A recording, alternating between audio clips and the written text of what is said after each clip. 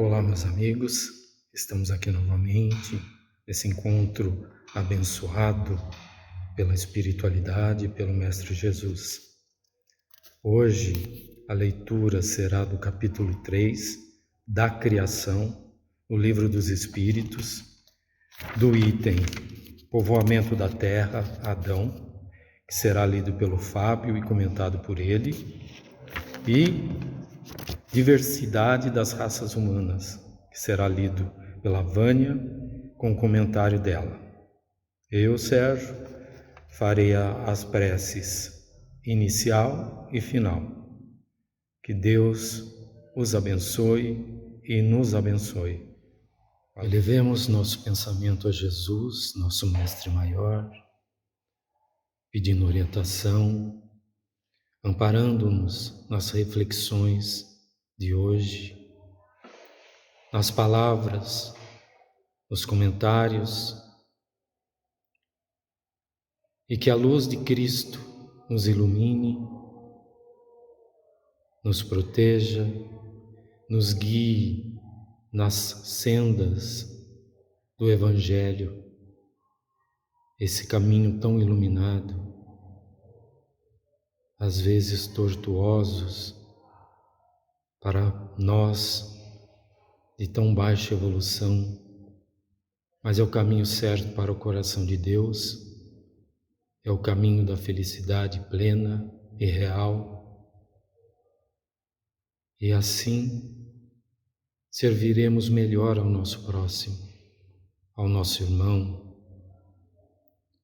aos espíritos encarnados e desencarnados que precisam de auxílio como nós precisamos. Que Jesus nos ampare sempre,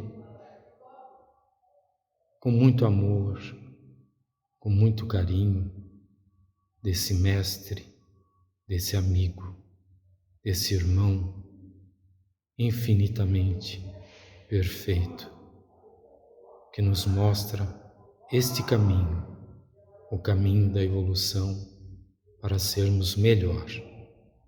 Que assim seja. Olá, eu sou o Fábio e daremos hoje andamento ao nosso Evangelho no Lar. Sejam todos bem-vindos. E o tema de hoje é o povoamento da terra e Adão. Pergunta número 50. A espécie humana começou por um só homem? Não. Aquele a quem chamais Adão não foi o primeiro, nem o único que povoou a terra. 51. Podemos saber em que época viveu Adão? Resposta. Mais ou menos na que assinalais, aproximadamente 4.000 anos antes de Cristo. Apontamentos de Kardec.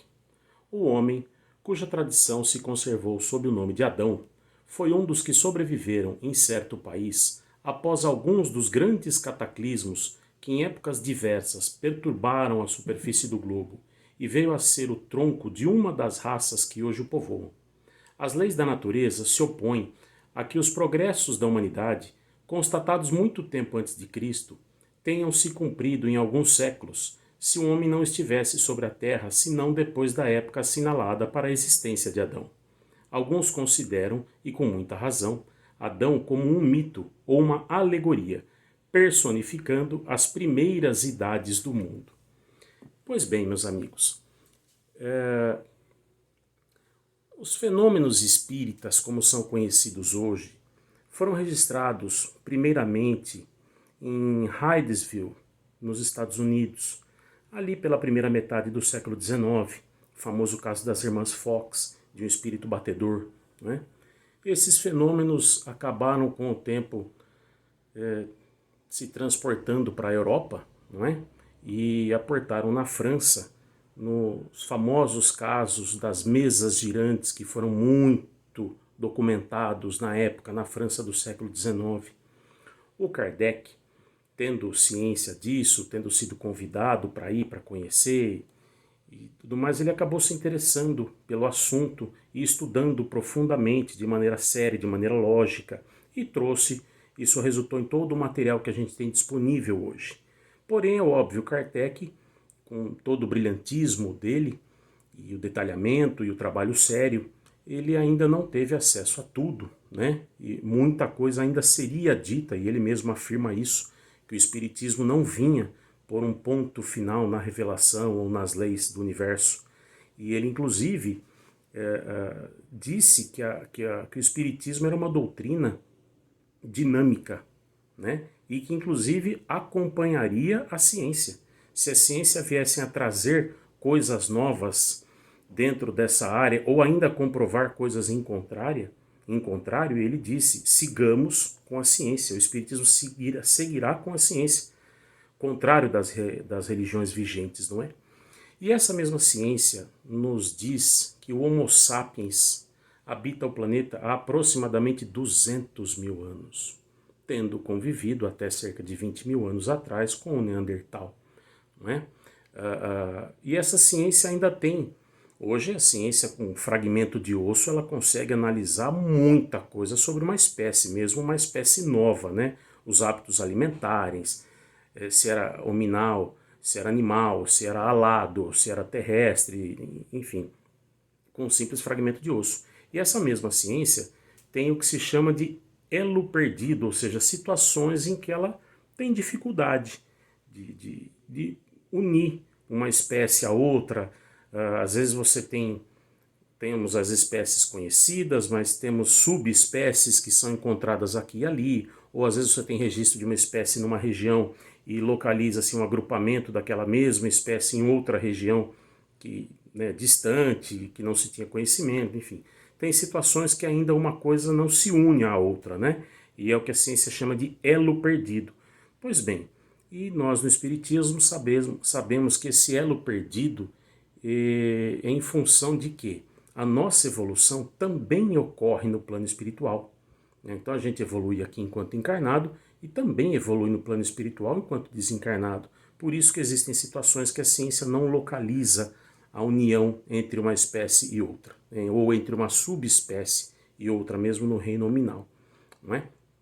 Pois bem, e como diz Kardec, a gente deve entender, uma vez que ele mesmo não poderia trazer tudo, não teve acesso a tudo, né? Tudo a seu tempo, a sua época, Adão é uma simbologia, né? Tem muito de simbologia no Antigo Testamento, né?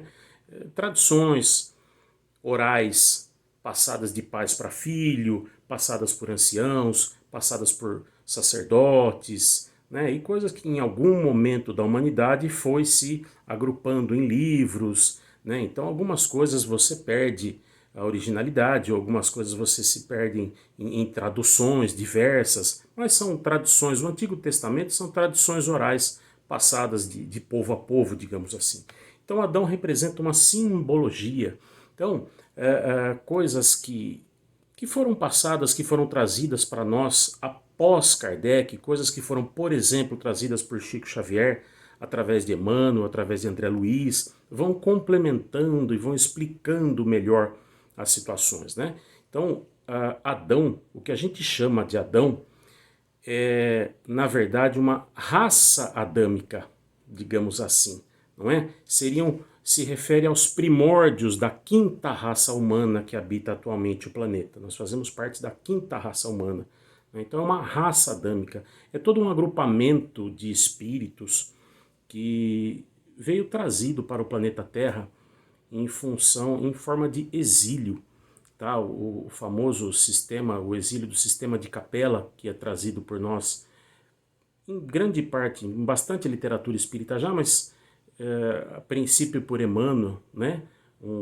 Capela é um dos sóis que habita a constelação do Cocheiro, e esse sol tem o seu bailado de planetas, e um planeta de lá passou pela situação da transição planetária, evoluiu de patamar, digamos assim, mesmo processo que a Terra está passando agora, e espíritos que não estavam vibrando na mesma condição moral desse planeta foram exilados e abrigados na Terra pelo amor de Jesus. E isso é o que a gente chama de raça adâmica, e que as tradições orais acabaram resumindo ou reduzindo a um Adão, né? Se a ciência comprova cientificamente, óbvio, que só como Homo sapiens já se tem 200 mil anos sobre a Terra, não é? Como é que Adão teria sido o primeiro homem? É o que está aqui nas perguntas de hoje, não é? E a própria Bíblia diz, por exemplo, que Caim matou Abel e depois Caim foi para outro povoado onde ele se casou e teve filhos, quer dizer, então isso é material de estudo para nós todos, né? Então existiam outros povoados, existiam outras pessoas, não é? E ele se casou e teve lá sua descendência. Pois bem, esse é o nosso trabalho de hoje. Que Jesus esteja com todos e uma ótima semana de luz e paz. Que assim seja. Olá, vamos agora à leitura e uma pequena reflexão a respeito do capítulo 3 da criação, no item Diversidade das raças humanas. Pergunta 52. De onde provêm as diferenças físicas e morais que distinguem as raças humanas na Terra? A resposta dos espíritos: do clima, da vida e dos costumes. Dar-se-aí o que se dá com dois filhos de uma mesma mãe, que educados longe um do outro e de modo diferentes, em nada se assemelharão quanto à moral. 53. O homem surgiu em muitos pontos do globo? Sim, e em épocas várias, o que também constitui uma das causas da diversidade das raças. Depois, dispersando-se, os homens por climas diversos e aliando-se aos demais de outras raças, novos tipos se formaram. Estas diferenças constituem espécies distintas? Certamente que não. Todos são da mesma família. Porventura, as múltiplas variedades de um mesmo fruto são motivo para que elas deixem de formar uma só espécie? 54. Pelo fato de não proceder de um só indivíduo, a espécie humana, devem os homens deixar de considerar-se irmãos? Todos os homens são irmãos em Deus, porque são animados pelo Espírito e tendem para o mesmo fim. Estais sempre inclinados a tomar as palavras na sua significação literal. Então vamos a uma pequena reflexão sobre o texto lido. Quando é perguntado sobre as diferenças físicas e morais das raças humanas, estamos nos prendendo simplesmente à matéria que sabemos perecível e temporária. O nosso pensamento deve se ligar, sim, à nossa questão espiritual. Todos somos filhos do Pai, todos somos fadados ao progresso, à evolução. Então, a preocupação com a diferença de raça, de idioma, de cor, são ilusões que a matéria ainda nos oferece. Pensemos sim que a nossa irmandade não é nem planetária e sim universal. E assim devemos pensar e devemos buscar a cada dia mais a união, a harmonia e o amor. Que assim seja. E assim encerramos mais esse encontro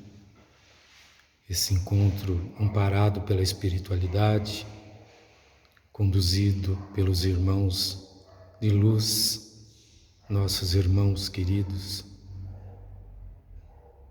que estão sempre a nos ajudar, sempre a nos estender as mãos para que sigamos em frente. Se cairmos, eles nos levantarão, porque são discípulos de Cristo como nós, que seremos também mais adiantados na evolução espiritual para servirmos melhor. Então, novamente, vamos conectar-nos com Jesus, com a espiritualidade de luz, nossos amigos, nossos queridos irmãos que estão sempre conosco, sempre ao nosso redor, nos intuindo, nos colocando ao coração aqueles sentimentos bons, e que essas mensagens, as leituras, os comentários dos nossos amigos nos toquem profundamente ao coração e assim sigamos em frente, sempre propagando esse amor que Jesus nos oferece e que devemos oferecer a Ele e aos nossos irmãos. Até um próximo encontro, que assim seja. Fiquem com Deus na luz infinitamente bondosa de Cristo.